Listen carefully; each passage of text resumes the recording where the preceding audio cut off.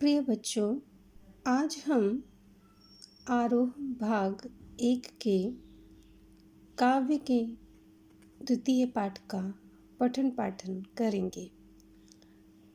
पाठ का नाम है मेरे तो गिरधर गोपाल दूसरो न कोई। इस पाठ को 2 भागों में विभाजित किया गया है। यह पहला भाग है।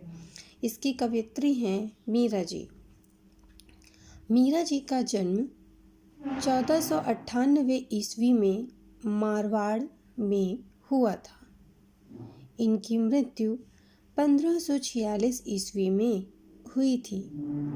इनकी रचनाएं मीरा ने मुख्यतः स्फुट पदों की रचना की है, जिनका संकलन मीराबाई के पदों में किया गया है।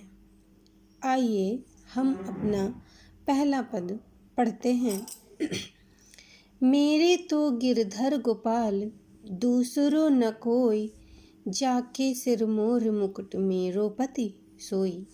मीरा जी कहती हैं कि मेरे तो केवल गिरधर गोपाल ही हैं। गिरधर गोपाल अर्थात कृष्ण जी। मेरे तो सिर्फ कृष्ण जी हैं और मेरा दूसरा कोई भी नहीं है। जाके सिर मोर मुकुट मेरो पति सोई, जिसके सिर पर मोर का मुकुट है, यानी कि मोर पंख रूपी मुकुट है। जिसने मोर पंख रूपी मुकुट को धारण कर रखा है, वही मेरा पति है। तो ऐसा मोर का पंख धारण करने वाला कौन है? श्री कृष्ण जी। उन्होंने श्री कृष्ण जी को ही अपना पति मान लिया है।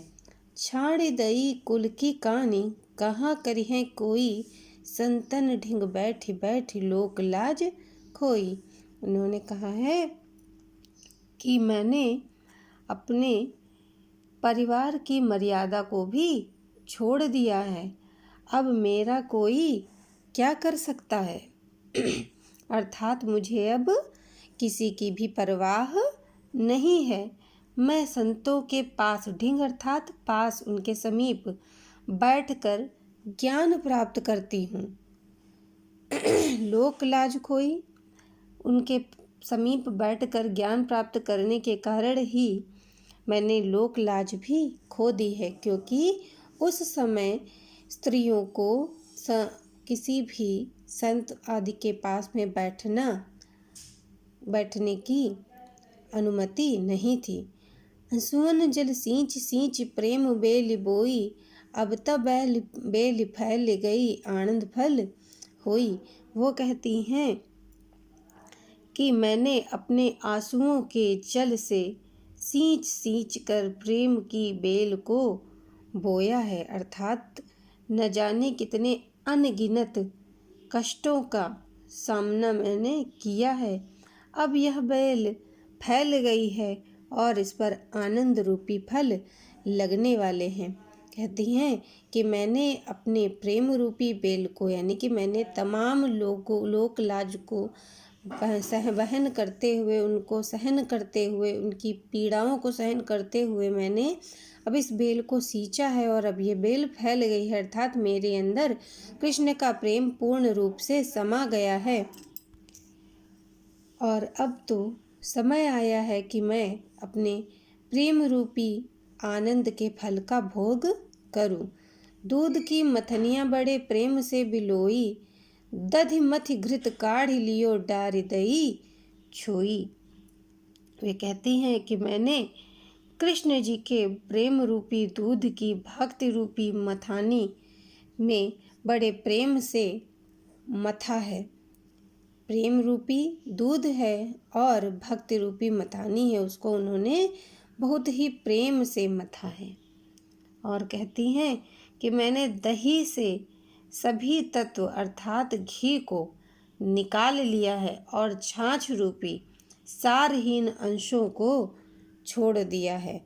यानी कि दही से क्या करते हैं? घी को निकाल लेते हैं और जो छाछ बचती है उसको उन्होंने कहा है कि जितनी भी बुराइयां थी, जितनी मलिनता थी, उसको मैंने छोड़ दिया है, उसका त्याग कर दिया है। भगत देख राजी हुई, जगत देख रोई, दास मीरा लाल गिरधर तारो अब मोही।